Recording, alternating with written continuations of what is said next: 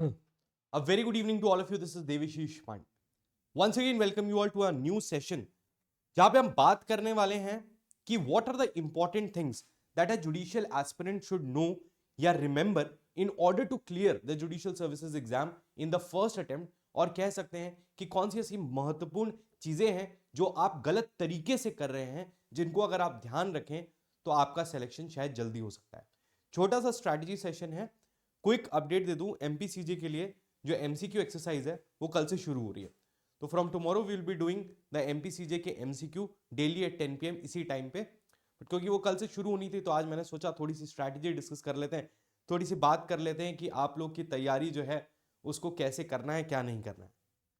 सबसे पहली चीज अगर हम शुरू करें अपने डिस्कशन की, तो एक बहुत कंसर्न आता है स्टूडेंट्स का कि सर अपकमिंग वैकेंसीज क्या होंगी, अपकमिंग वैकेंसीज का क्या स्टेटेड है। बहुत सारे बच्चे पूछते रहते हैं। मैं थोड़ा सा आपको बताता हूं, लेकिन मैं आपको सच बताऊं तो जब वैकेंसी की बात आती है तो दुनिया में किसी को भी नहीं पता है वैकेंसी कब आने वाली है। ठीक है, ऑनरेबल जजेस ऑफ द हाई कोर्ट को शायद पता होगा, या रजिस्ट्रार साहब को, उनको भी डायरेक्टली नहीं पता है, क्योंकि कब कौन सा काम कहां रुक जाए ये किसी को नहीं पता होता है। तो there is never a certainty और क्लैरिटी कि आपकी वैकेंसी एग्जैक्टली कब आने वाली है। कैलेंडर में लिखा होता है, वहां पे भी टेंटेटिव होता है, तो ये सब चीजें किसी को पता नहीं होती है, सब स्पेकुलेशंस पे काम करते हैं। बट फिर भी अगर स्पेकुलेशंस को देखें या इस चीज को समझें कि कौन से एग्जाम्स हो चुके हैं और कौन से नहीं हुए हैं या कौन से बचे हैं, तो अभी आप देखो कि अगर आप एमपी की बात करते हो तो एमपी का आपको 14 जनवरी को एमपी का पेपर जो है वो तो शेड्यूल्ड है ही है, 14 जनवरी 2024। उसके बाद अगर आप बात करते हो यूपी की, तो यूपी की बहुत टाइम से बातचीत चल रही है, मतलब अभी हाल फिलहाल में बहुत ज्यादा हीटअप हुआ है कि भाई एग्जाम आना चाहिए, एग्जाम आना चाहिए। शायद अध्याचन भी दे दिया गया है, एचजेएस का भी आ गया। तो बहुत सारी चीजों को देखते हुए ऐसा लग रहा है कि शायद वैकेंसी आ जाएगी जनवरी में, या जनवरी लास्ट तक आपको वैकेंसी देखने को मिल सकती है। But this is not certain, मैं किसी भी सर्टेनिटी से इस बात को नहीं कह रहा हूं, बट जनरली आपको ये समझना है कि ये जनवरी में, ठीक है, जनवरी में नोटिफिकेशन आ सकती है, इसके चांसेस हैं। Same goes for Rajasthan, same goes for Jharkhand, Jharkhand और हरियाणा। ये तीन स्टेट्स तो ऐसे हैं जिनका भी कभी भी आपको नोटिफिकेशन मिल सकता है या कभी भी डेट की अनाउंसमेंट हो सकती है। लेकिन मेरा हमेशा ये कहना रहता है, क्योंकि अभी आप लोग बार बार पूछते सर इसकी वैकेंसी कब आएगी, उसकी वैकेंसी कब आएगी, किसी को पता नहीं होता है। लेकिन वैकेंसी से ज्यादा महत्वपूर्ण ये है कि आपकी प्रिपरेशन का लेवल कैसा है। मैं हमेशा स्टूडेंट से कहता हूं, जो भी मुझसे ये पूछते हैं कि सर इस स्टेट का वैकेंसी कब आएगा, मेरा एक सिंपल सवाल रहता है कि बेटा अगर कल वैकेंसी आ गई तो क्या तुम्हारी तैयारी पूरी है कि तुम एग्जाम को क्वालिफाई कर सकते हो। अगर नहीं तो इस समय पे इंपॉर्टेंट ये है कि आप प्रे करिए कि वैकेंसी जल्दी ना आए। और जो स्टूडेंट्स ये सोचते हैं कि सर वैकेंसी आने के बाद ही पढ़ाई होगी या वैकेंसी आने के बाद ही हम अपनी चीजों को स्ट्रीमलाइन कर पाएंगे, मेरे हिसाब से वो गलत सोचते हैं। वैकेंसी आने के बाद सिर्फ और सिर्फ रिवीजन होता है, एमसीक्यू प्रैक्टिस होती है, आंसर राइटिंग होती है, और कुछ बाकी जो एंसिलरी चीजें हैं उस पर आप काम करते हैं। अगर आप अपनी पूरी तैयारी एग्जाम आने के बाद करेंगे तो बहुत कम परसेंटेज चांसेस है कि आपको सक्सेस मिले। ठीक है, इस बात को कैटेगोरिकली याद रखें। तो इसके लिए करें क्या, मैं इस बात को समझता हूं, मैं इस बात को समझता हूं कि जब वैकेंसी आती है तो मोटिवेशन हाई हो जाता है, तब शायद हम बहुत ज्यादा डेडिकेशन से पढ़ सकते हैं। बट इसमें करना आपको यह है कि जिस तरह के एग्जाम की आप तैयारी कर रहे हैं वो आपका डेडिकेशन और हार्डवर्क और कंसिस्टेंसी को टेस्ट करता है। तो आप इस बात को हमेशा सोचें जब भी आपका पढ़ने का मन नहीं करता है कि वैकेंसी तो सूनर और लेटर आएगी ही, लेकिन अगर हमारी तैयारी पूरी हो जाएगी तो ठीक है, हमारे होम स्टेट की वैकेंसी नहीं भी आती है तो भी किसी और स्टेट की अगर वैकेंसी आएगी तो उसको हम क्रैक कर सकते हैं फॉर द टाइमिंग, और जब आगे समय मिलेगा तब हम नेक्स्ट अपने स्टेट की वैकेंसी को भर लेंगे। तो मेरा कहने का मतलब है, rather than focusing on the vacancy, focus on your preparation. पूरा समाज घूम रहा है कि भाई वैकेंसी कब आएगी, वैकेंसी कब आएगी, किसी को यह नहीं पूछना है कि तैयारी कितनी हो गई।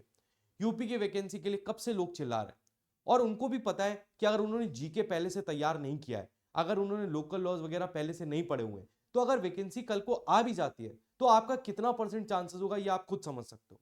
अगर आपने जीके की पूरी तैयारी लाइन से नहीं करी हुई है, और जीके इतना इंपॉर्टेंट रोल प्ले करता है यूपी के एग्जाम में, तो आप देखो अगर वैकेंसी आ भी जाएगी तो उसका कोई फायदा नहीं होगा आपको।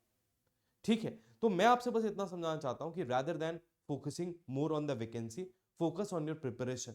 इसका यह मतलब है कि आपके जो मेजर लॉज हैं उन लॉज के आपको प्रॉपर अंडरस्टैंडिंग हो, आपके डिटेल्ड नोट्स बने हो, आपके केस लॉज की लिस्ट बनी हो, आपने एमसीक्यू सॉल्व कर लियो, आपने बेयर एक्ट को हाईलाइट कर लिया हो। ये सारी चीजें अगर आपने कर ली हैं तब आपका वैकेंसी का इंतजार करना वाजिब है, लेकिन तब तक कोई और स्टेट का आता है तो आप वो भी दे सकते हो।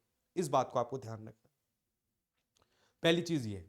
दूसरी चीज ये है कि इस बात को समझना है, पहला तो वैकेंसी के लिए हो गया कि वैकेंसी से ज्यादा प्रिपरेशन इंपॉर्टेंट है। अगर आपको ये बात समझ में आती है तो आपको आगे चल के मदद मिलेगी, नहीं आती है तो कोई दिक्कत की बात नहीं। दूसरा पॉइंट ये कहा जा सकता है कि जुडिशरी की प्रिपरेशन थोड़ा सा टाइम लेती है। ठीक है, टाइम अगर मैं बोलूं कि आप बहुत ज्यादा मेहनत करके जुडिशरी का एग्जाम निकालना चाहते हैं तो भी आपको 6 से 8 महीने की तैयारी की आवश्यकता है। आजकल स्टूडेंट्स क्या हैं, कोशिश करते हैं कि वो फ्रेश ग्रेजुएट हुए और ग्रेजुएट होते ही 2 महीने के अंदर उनका एग्जाम निकल जाए। वो लोग बहुत मेहनत करते हैं, बहुत सारी सक्सेस भी मिलती है, कई बार प्रीलिम्स भी निकल जाता है, सारी चीजें बेहतरीन होती हैं, लेकिन फिर मेंस में जाके फंस जाते हैं, या मेंस निकलता है तो इतने कम मार्क्स से निकलता है कि इंटरव्यू देने ना देने का कोई फायदा नहीं है।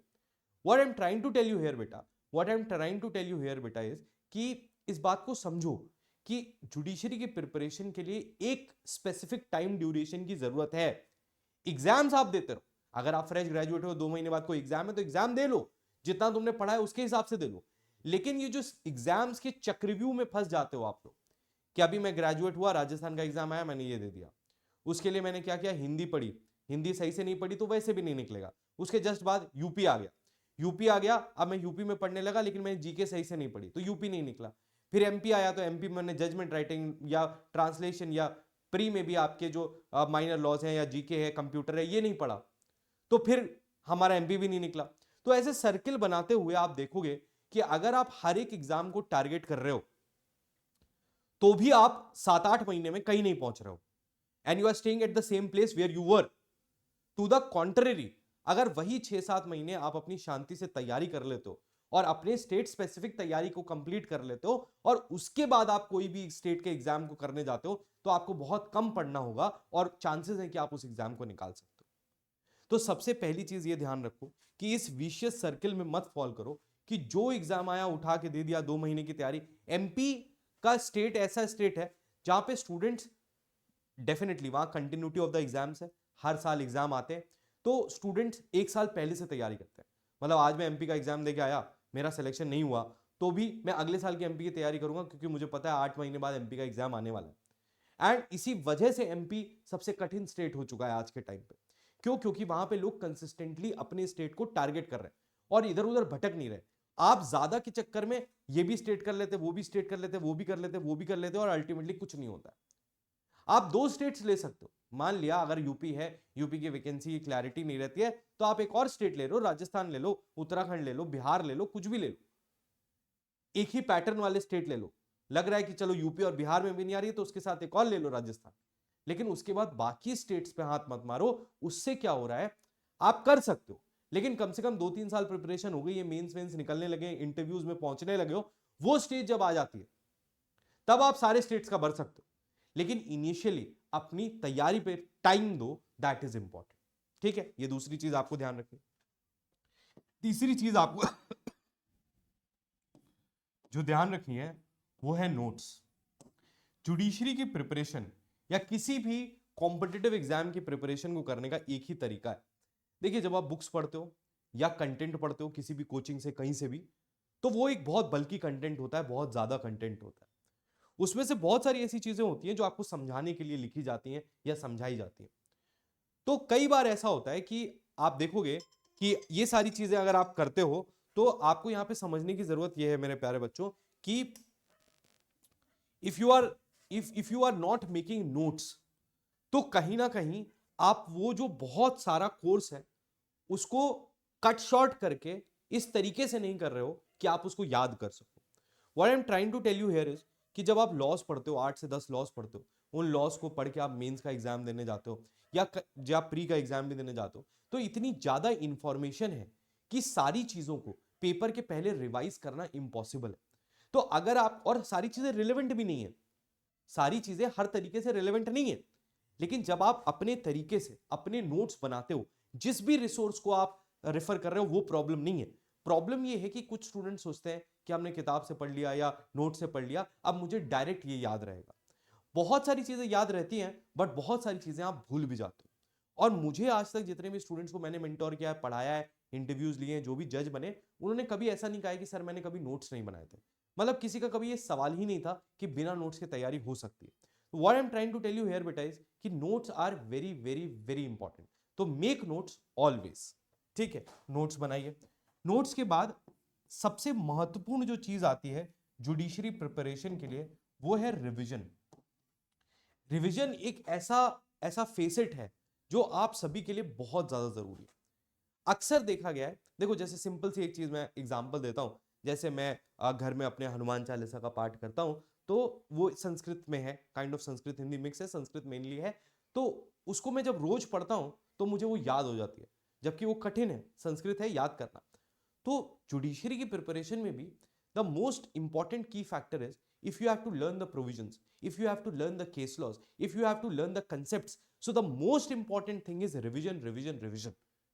और रिवीजन में सबसे ज्यादा इंपॉर्टेंट ये है मेरे प्यारे बच्चों कि आपको ये करना है कि आपको फोकस करना है कि आपका जो पुराना कंसेप्ट है उसको आप रिवाइज कर सको, उसको आप इकट्ठा कर सको और फिर आगे बढ़ो।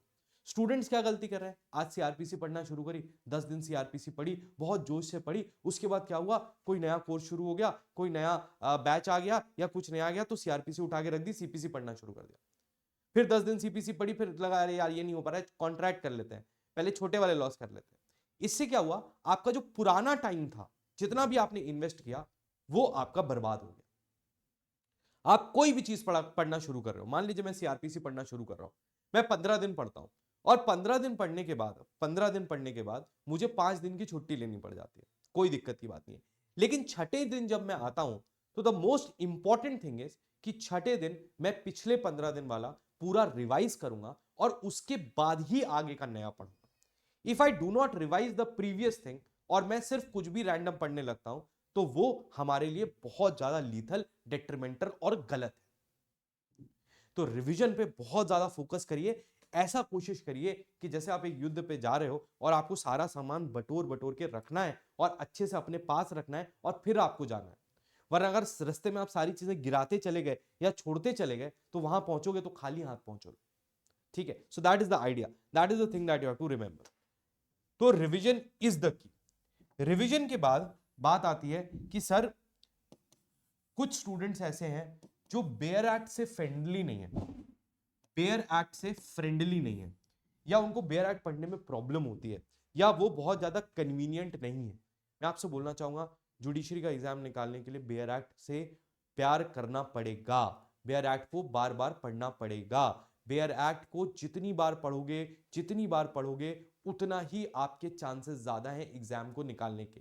अगर आपको अच्छा नहीं लगता है बेयर एक्ट पढ़ना, अपने आप को एक कमरे में बंद करो और बोलो कि अब मैं 4 घंटे लगातार बेयर एक्ट पढ़ूंगा, उसके बाद ही उठूंगा। मोबाइल बाहर हटा दो, 4 घंटे लगातार बैठ के 1 हफ्ते तक लगातार बेयर एक्ट पढ़ो, बेयर एक्ट आपको अच्छा लगने लगेगा।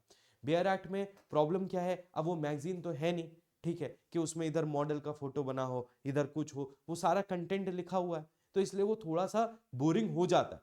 But you have to understand that कि यही तो टास्क है आपका, यही तो आपका काम है जो आपको करना है। सो इसको मतलब बिल्कुल हेड ऑन लो। बहुत सारे स्टूडेंट्स देखा है जो कॉपी, टीचर्स की कॉपी है जो चलती है मार्केट में, या नोट्स हैं या बुक्स है, उनसे पढ़ते रहते हैं। उनसे पढ़ने में उनको मजा आता है क्योंकि वो एक फ्लो बना रहता है। लेकिन बेयर एक्ट में क्योंकि हर एक वर्ड 2 वर्ड के बाद दिमाग लगाना है और हर एक 2 वर्ड के बाद कोई ना कोई टेक्निकल टर्म है। बुक में क्या होता है, इंट्रोडक्शन दिया हुआ है, फिर कुछ दिया हुआ है, बीच में एक पेज में 4 लाइन जो है वो इंपॉर्टेंट है। लेकिन बेयर एक्ट में हर एक वर्ड इंपॉर्टेंट है, तो सारे इंपॉर्टेंट वर्ड एक साथ आ जाते हैं, तो वो आपको परेशान करता है। लेकिन अगर करता है तो करता है, उससे कोई मतलब नहीं है। ऐसी कोई दिक्कत नहीं है बेयर एक्ट को पढ़ने में जो आपको लगता है जो इंप्रूव नहीं की जा सकती। आपको मेहनत करनी पड़ेगी, डेडिकेटेड रहना पड़ेगा। अगर आप रहोगे तो डेफिनेटली आपका जो ये काम है बेयर एक्ट का, ये हो जाए। ठीक है, समझ में आ गया, समझ में आ गया। बेयर एक्ट हो गया, नोट्स हो गए, रिवीजन हो गया। उसके बाद आपको इस बात को ध्यान में रखना है कि हमारे लिए प्रैक्टिस भी बहुत जरूरी है for the judicial services exam. Practice चाहे वो प्रीलिम्स के एमसीक्यू की हो, चाहे वो मेंस आंसर राइटिंग की हो, चाहे वो ट्रांसलेशन की हो, या फिर वो एसे राइटिंग की हो, ये सारे ही पैरामीटर्स आपके लिए बहुत ज्यादा जरूरी हैं। आप इस बात को समझिए कि आपने लाख मेंस की तैयारी कर रही हो, लाख आपने बेयर एक्ट लगा लिया हो, लेकिन अगर आपने एमसीक्यू प्रैक्टिस नहीं की है तो आपका प्रीलिम्स किसी भी परिस्थिति में नहीं निकलेगा, क्योंकि बहुत सारी चीजें ऐसी होती हैं जो बेयर एक्ट में नहीं लिखी होती, लेकिन उस पर क्वेश्चंस बनते हैं। उदाहरण के तौर पे अगर हम देखें तो अगर आप देखो तो टीपीए में एक्शनेबल क्लेम समझाता है, लेकिन एक्शनेबल क्लेम के इलस्ट्रेशंस नहीं दिए हुए। बहुत सारी चीजें हैं जो आपको समझनी पड़ेंगी एक्शनेबल क्लेम में कैसे आ रही हैं, और बहुत सारे जजमेंट्स हैं जिन्होंने लॉ को बनाया है। तो भैया आपको इस बात को समझना है that bare act is not the only source of law in India. The case laws are also a good source of law for the purpose of our country. तो भैया केस लॉज तो आपको पढ़ने ही पड़ेंगे, और उसके लिए आपको एमसीक्यू लगाना पड़ेगा। केस लॉज नेक्स्ट पॉइंट है हमारा, लेकिन पहले मेरा कहने का मतलब था प्रैक्टिस, एमसीक्यू की practice. Similarly goes for mains answer writing practice. बहुत सारे स्टूडेंट्स को लगता है सर कंसेप्ट पढ़ लिया है, वहां जाके लिख देंगे, वहां जाके लिख देंगे, लेकिन ऐसा नहीं होता है। मेंस आंसर राइटिंग एक आर्ट है। एसेंशियल्स लिखने हैं, कहाँ पे इलस्ट्रेशंस लिखना है, कहाँ पे आपको केस लॉज मेंशन करना है, कहाँ पे आपको एडिशनल पॉइंट्स लिखने हैं, कहाँ पे आपको जुडिशियल इंटेंट लिखनी है, किस तरीके से आंसर लिखना है, ये एक बहुत महत्वपूर्ण चीज होती है जिसको आपको सीखना पड़ेगा। तो इन सब चीजों की अगर आप प्रैक्टिस नहीं कर रहे हो और आप इस प्रिजम्पशन में हो कि सिर्फ आपने पढ़ लिया या याद कर लिया या सुन लिया तो आपका क्लियर हो जाएगा, तो मेरे प्यारे बच्चों शायद आप गलत हो। इसके बाद आता है केस लॉस। केस लॉस को लेके बहुत सारे स्टूडेंट्स को हमेशा दिक्कत रहती है कि भाई case laws case laws case laws, क्या करें कैसे ना करें। तो आपको करना इतना है केस लॉस में, मैंने आपको बताया है कई बार कि आप जिस भी सब्जेक्ट को पढ़ रहे हो उस सब्जेक्ट के 4-5 पेजेस की एक लिस्ट बना लो। वो जो लिस्ट होगी उसमें आपके 50-100 केसेस होंगे, जितने भी केसेस होंगे उन केसेस को आप लिख लो हर सब्जेक्ट के। कहां से करने वो भी मैं आपको बता चुका हूं।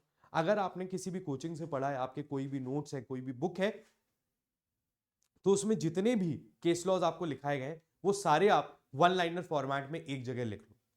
उसके बाद आप एमसीक्यू के क्वेश्चंस लगाओ, और एमसीक्यू के क्वेश्चंस लगाते समय जितने भी केस लॉस के एमसीक्यू आते हैं उन सारे केस लॉस को उधर ही पे ऐड कर लो। जब आप उसको ऐड कर लोगे तो अल्टीमेटली आपकी एक हर सब्जेक्ट की करीब करीब 100 केस लॉस की लिस्ट बन जाएगी। ये आपको हर सब्जेक्ट की बनानी ही पड़ेगी। अगर आपको प्रीलिम्स क्वालिफाई करना है तो आपको बनानी ही पड़ेगी। इवन मेंस में अगर अच्छे नंबर चाहिए तो आपको बनानी ही पड़ेगी। तो आप इसको बनाइए और इसको टाइम टू टाइम रिवाइज करते रहिए। अगर आप रिवाइज करेंगे आपको याद हो जाएंगे, एमसीक्यू भी सही होंगे, मेंस आंसर राइटिंग में जहां जहां जरूरत पड़ेगी वहां वहां पे भी आप इसको रख सकते हैं।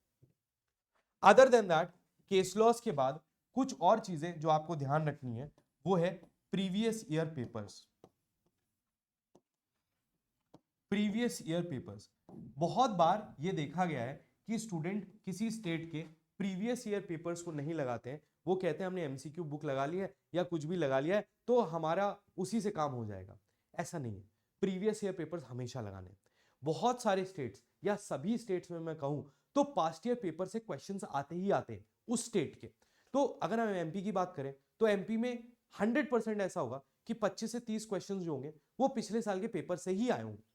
जब वो पिछले साल के पेपर से आए होंगे, ऐसा भी हो सकता है कि आपने जो तैयारी की है उसमें भी वो आप क्वेश्चन सही कर लेते हैं, लेकिन अगर वो क्वेश्चंस आपको पहले से आते होते हैं तो आपका मोटिवेशन बहुत हाई होता है, और उस समय पेपर के टाइम पे अगर पेपर कठिन भी है और वो 25 क्वेश्चन आपको याद है तो आपका मोमेंटम बन जाता है सही क्वेश्चंस करने का। और अगर आप डिप्रेस हो जाते हैं वहां पे तो कई बार वो क्वेश्चंस भी गलत हो जाते हैं जो आप सही कर सकते थे।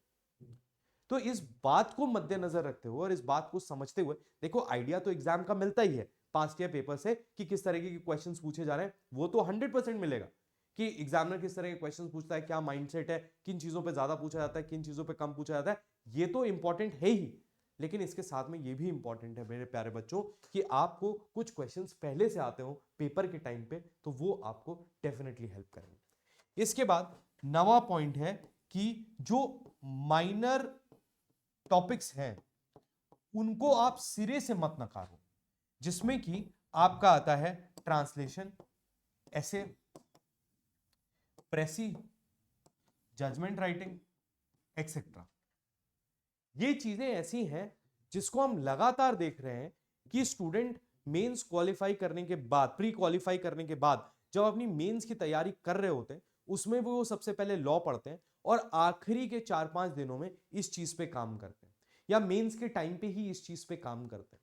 तो होता क्या है कि मेंस में जो आंसर राइटिंग का टाइम है या जो रिवीजन का टाइम है, वो आपका प्रिजुडिस हो जाता है और आपके आंसर शायद उतने बेहतर नहीं हो पाते। आइडियल सिचुएशन में अगर कोई भी ऐसा स्टूडेंट है जिसने ट्रांसलेशन, ऐसे, प्रेसी, जजमेंट राइटिंग, इन सब की चीजें तैयारी पहले से कर रखी है, तो आप ये समझ लीजिए कि उस व्यक्ति का मेंस क्वालिफाई करने का चांस आपसे कम से कम 30% ज्यादा है। ये बात मेरी याद रखना और आपको रियलाइज होगी सूनर और लेटर।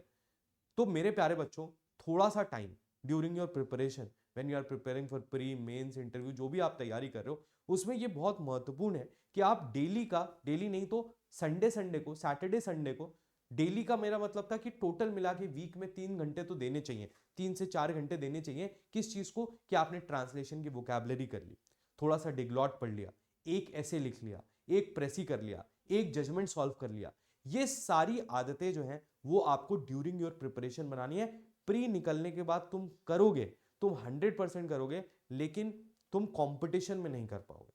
कहने का मतलब the students who have been preparing from before, उनके बराबर, उनके उनके जैसी हिंदी या उनके जैसे बेहतर जो जजमेंट्स हैं वो आप नहीं लिख पाओगे अगर आपने पहले से तैयारी नहीं की।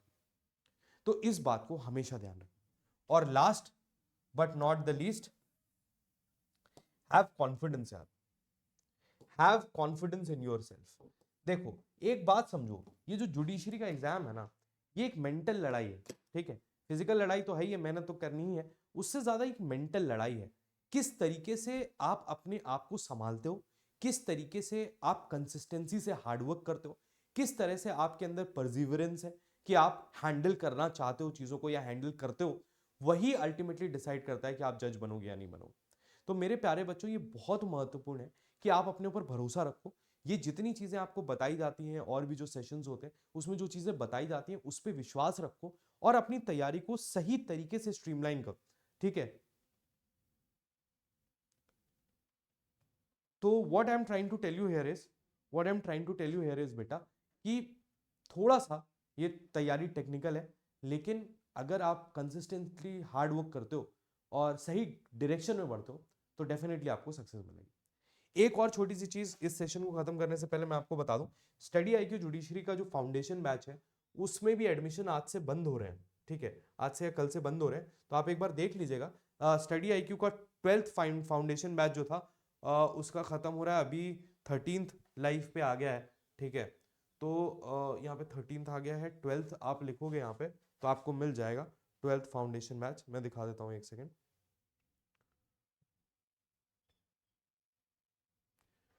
ठीक है। 12th फाउंडेशन बैच, इसमें भी अभी एडमिशंस वैलिड है 26 दिसंबर, यानी कि आज तक। ये कॉम्प्रिहेंसिव प्रोग्राम है जहां पे आपको सारा डिटेल्ड डिस्कशन, एमसीक्यू से लेकर मेंस आंसर राइटिंग तक सब कुछ मिलता है। तो आप इसमें एनरोल कर सकते हैं by using my code DSP। ये कोड यूज करके आपको मैक्सिमम डिस्काउंट मिलता है, ठीक है। तो कहाँ चला गया, जस्ट अ सेकेंड, ठीक है। तो आप इस कोड को यूज करेंगे तो आप देखिए आपको ये 15,000 का डिस्काउंट मिल जाएगा। 25,000 रुपए में ये कोर्स मिल रहा है, जिसमें रेगुलर 2 क्लासेस होती हैं, लाइव क्लासेस होती हैं, एमसीक्यू क्वेश्चंस होते हैं, आंसर राइटिंग होती है, सब कुछ मिलता है। That is required to clear the judicial services exam. So if you are interested you can enroll now using the code DSP। ये मेरा कोड है, इस कोड को अगर आप यूज करते हो तो आपको मैक्सिमम डिस्काउंट मिलता है। और उसके बाद हैंड रिटन नोट्स मिलते हैं, क्रक्स नोट्स मिलते हैं। ये प्रीलिम्स टू इंटरव्यू तक का पूरा कोर्स है, तो इस कोर्स को आप ले सकते हो if you want to be the part of study IQ judiciary से पढ़ना चाहते हो अगर आप, तो अफोर्डेबल रेट पे आपके लिए इसको कराया गया है, तो आप इसको देख सकते हैं। And that's mainly what I wanted to tell you. तो इसको आप देखिए, अच्छे से तैयारी करिए, ट्राई टू मतलब आप इसको थोड़ा सा अपनी प्रिपरेशन को स्ट्रीमलाइन करिए। वैकेंसी वगैरह के चक्कर में ज़्यादा मत पढ़िए, प्रिपरेशन के चक्कर में पढ़िए, नोट्स बनाइए, केस लॉस पे फोकस करिए, रिवीजन देखिए, टाइम मैनेजमेंट सही से करिए, कंसिस्टेंसी बना के रखिए। बहुत इंपॉर्टेंट है कंसिस्टेंसी। आप भले आप बिजी थे तो एक दिन आपने 1 ही 2 घंटे पढ़ा, that is not a problem, but कोशिश करिए कि कोई भी दिन ऐसा ना जाए जब आप पढ़ नहीं पाए हो।